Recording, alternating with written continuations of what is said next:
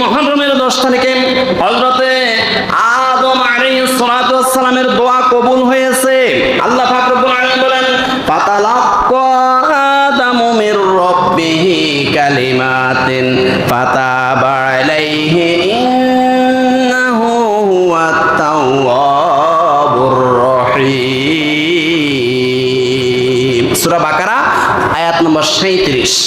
আল্লাহ রাব্বুল আলামিন বলেন, আদম ও হাওয়া আলাইহিমাস সালাম এই দুনিয়ার মধ্যে এসে অজস্র কান্নাকাটি করেছেন, অঝরে কান্নাকাটি করেছেন। অবশেষে আল্লাহ রাব্বুল আলামিন কি করেছেন? ফাতালাক্কা আদামু মির রাব্বিহি কালিমাতিন। আল্লাহ রাব্বুল আলামিন একটা দোয়া শিখিয়ে দিয়েছেন। আল্লাহ রাব্বুল আলামিন আদম ও হাওয়া আলাইহিমাস সালামকে একটা দোয়া শিখিয়ে দিয়েছেন, কিছু কালিমা শিক্ষা দিয়ে দিয়েছেন। ফাতালাক্কা আদামু মির রাব্বিহি কালিমাতিন ফাতাবা আলাইহি